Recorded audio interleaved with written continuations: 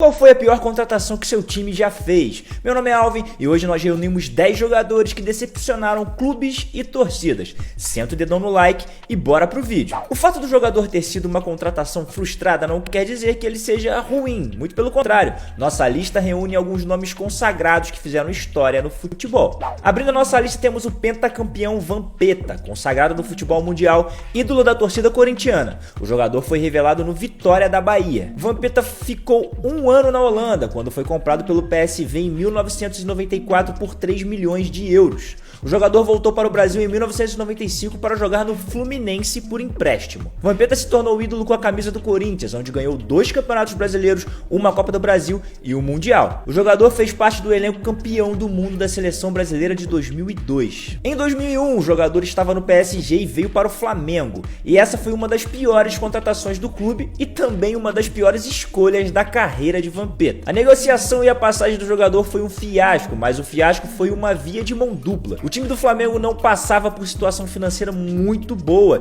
e o salário do jogador estava atrasado. Vampeta não respondia em campo e não jogava nem perto do futebol que o fez ficar conhecido. Em entrevista, Vampeta falou que o Flamengo fingia que pagava e ele fingia que jogava. Resta saber se ele realmente agia dessa forma ou se foi apenas uma desculpa pelo péssimo futebol apresentado pelo jogador. No Flamengo ele fez 16 partidas e seu único gol pelo clube foi marcado na derrota para o Gama. Seguindo a nossa lista, temos mais um jogador que tem títulos importantes em seu currículo: Luan, campeão da Copa do Brasil, Libertadores, Recopa e campeão olímpico. Luan foi considerado o rei da América, mas que também decepcionou uma das maiores torcidas do mundo. Luan foi revelado em 2013 pelo Tanabe e em junho do mesmo ano chegou ao sub-20 do Grêmio. Por lá Luan foi destaque e ainda ganhou o título de rei da América. No dia 14 de dezembro de 2019, o Corinthians anunciou a contratação do jogador, que chegou com o status de craque. O Corinthians pagou 22,7 milhões de reais por 50% dos direitos econômicos do jogador. A questão é que o jogador ainda não vingou e grande parte da torcida do Corinthians já perdeu a paciência e não acredita mais nele. Comentaristas esportivos de todo o Brasil dizem que o jogador perdeu a concentração no trabalho. Outros ainda acreditam que o jogador ainda vai vingar e dar a volta por cima. Resta esperar para ver se Luan ainda vai dar retorno ao Corinthians. Mas o que sabemos hoje é que pelo menos até o momento foi uma contratação decepcionante. Luan tem 45 jogos com a camisa do Timão, 5 gols e 3 assistências. Enquanto no Grêmio, o jogador fez 288 jogos, 75 gols e deu 56 assistências. Nosso próximo jogador foi revelado no Paraná, é polêmico e já arrumou uma tretinha com o nosso segundo da lista, o Luan. Aqui é o Luan, do Grêmio, melhor jogador da Libertadores. E queria falar, chupa Thiago Neves, seu c******. Ele mesmo, Thiago Neves, ídolo no Fluminense, com passagens por Flamengo e Cruzeiro. Podemos dizer que o clube que Thiago Neves marcou com decepções foi o Grêmio. O presidente do Grêmio, Romildo Bolzan, após derrota para o Sport no Campeonato Brasileiro, perdeu a paciência com o jogador e o Grêmio anunciou que decidiu romper o vínculo com ele, que mais tarde postou em suas redes sociais que não sabia sobre o desligamento e chamou a diretoria do Grêmio de amadora. Alguns dias depois, tanto a staff do atleta quanto a diretoria e advogados do Grêmio entraram em um acordo e conseguiram romper o vínculo do jogador em comum acordo. Thiago Neves fez 14 jogos no Grêmio e marcou apenas um gol. Hoje ele está no Sport e por lá foi recebido com o status de craque. Será que algum dia alguém imaginaria que contratar Ronaldinho Gaúcho não seria algo assim tão grandioso? Acho que não, né? Grêmio, PSG, Barcelona, Milan, Flamengo, Atlético Mineiro, por onde passou Ronaldinho, foi considerado por muitos o maior da história e foi ídolo. Mas se podemos chamar de pelo menos um tanto esquisito algo que o craque fez no futebol, foram os seus 3 meses e alguns dias no Fluminense. A história foi tão maluca que o próprio treinador do Fluminense na época, Anderson Moreira, foi contra a ida do bruxo pro clube. O treinador declarou em entrevista, vamos abrir aspas para Anderson Moreira: quando isso aconteceu, o Fluminense teve soberba. E até falei que a gente precisava buscar umas peças no mercado. Naquele momento o Fluminense quis, como se fosse um tapa de luva no patrocinador, trazer o Ronaldinho. Ninguém conseguiu trazer, então nós vamos trazer por conta própria. Ele é um jogador excepcional, um dos maiores que eu vi jogar, um grande ídolo, mas ele estava numa fase em que queria continuar jogador, mas não queria pagar o preço. O jogo de futebol tem uma parte muito física. Infelizmente, ela não permite que os grandes talentos possam perdurar durante muito tempo, se eles não se cuidarem, mais até do que os outros atletas. A passagem de Ronaldinho Gaúcho ao Fluminense durou apenas 4 meses. Por uma questão contratual, o meia, que é 2 vezes melhor do mundo, disputou a Florida Cup pelo Fluminense em 2016. Em pouco mais de 2 meses no clube, R10 jogou 9 partidas, não fez nenhum gol e também não deu nenhuma assistência. E a gente tem os números aqui mais específicos, ó. R10 ainda tentou 17 cruzamentos, sendo 14 errados, finalizou 9 vezes, só 4 foram no gol. Deu 27 lançamentos, acertando apenas 7. O meia ainda contribuiu com 5 desarmes. Nada disso muda a história de Ronaldinho, que embolsou R$222 mil por jogo. Elias é mais um jogador que foi ídolo em grandes clubes, foi destaque tanto no Corinthians quanto no Flamengo. O jogador ainda fez parte do elenco do Atlético de Madrid, que foi campeão da UEFA Europa League em 2011.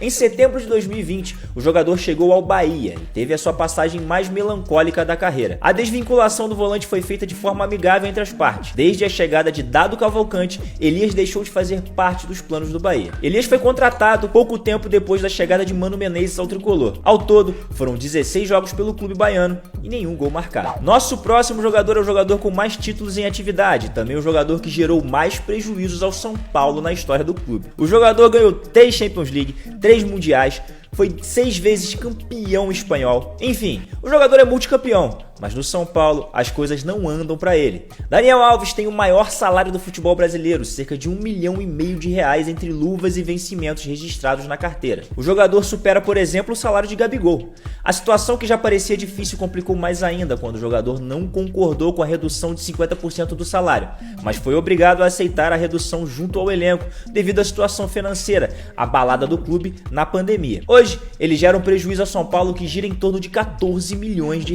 Além disso, até o final do seu contrato, o jogador ainda tem cerca de R$39 milhões para receber do clube. Na nossa lista agora temos ele, Edmundo, animal. Revelado pelo Vasco da Gama, o jogador era um ótimo atacante e também o maior treteiro do futebol brasileiro.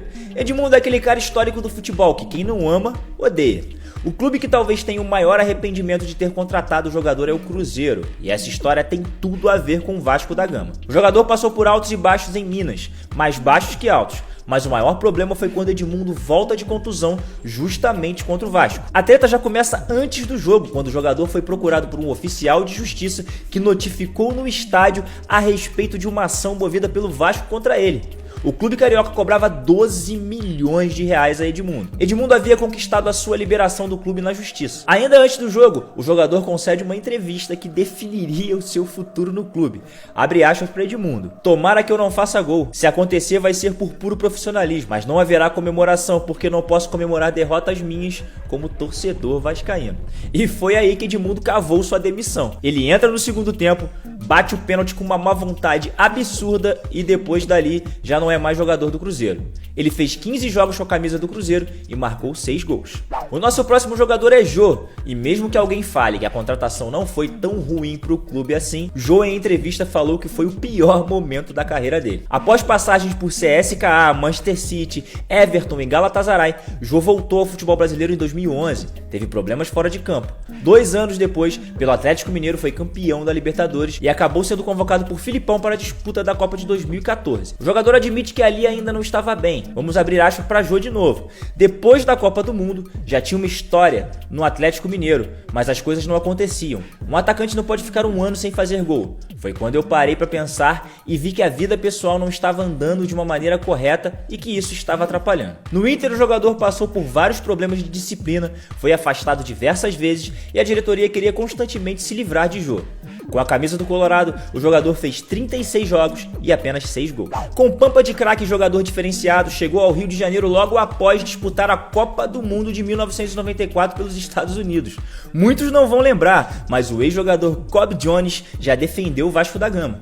Está certo que foi por pouco tempo, mas o suficiente para ter muita história para contar. Nos tempos atuais, a contratação poderia ser definida como aleatória, mas na época foi badalada, ganhou espaço na mídia e gerou muita expectativa. Supervisor do clube na época, Isaías Tinoco, lembrou que a contratação foi fruto de uma espécie de parceria que o então vice-presidente de futebol vascaíno, Eurico Miranda, tinha com o empresário Juan Figuer. O acordo era simples: O Cruz Maltino ganharia holofotes no mercado norte-americano que crescia e, em contrapartida, Cobb Jones teria no currículo o peso de atuar em uma equipe tradicional no país que havia acabado de ser campeão mundial. Tinoco frisou, porém, que a contratação não foi apenas uma jogada de marketing e que a ideia era que Jones fosse mais aproveitado, mas o americano sofreu com a adaptação. A gente sabe que o Rio de Janeiro tem as suas nuances. O Rio de Janeiro não é para amador, né? O Rio de Janeiro é para profissa, então ele teve algumas dificuldades de adaptação, falou o dirigente de futebol do Vasco. Apesar disso, o ex-supervisor de futebol acredita que o negócio tenha sido positivo e o comparou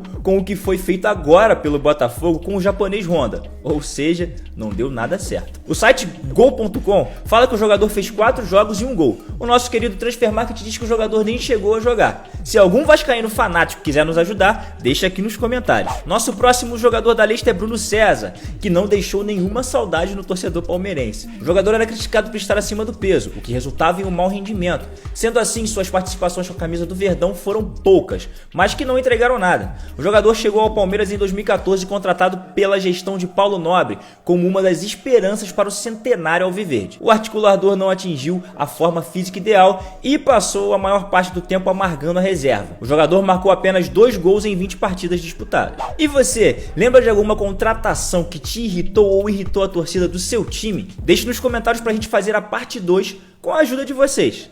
E ajude o Camisa 10 também a continuar fazendo vídeos e trazendo conteúdo para todos vocês. Torne-se um apoiador clicando no botão que aparece aqui embaixo. E já que você assistiu até aqui, deixe seu like e até a próxima.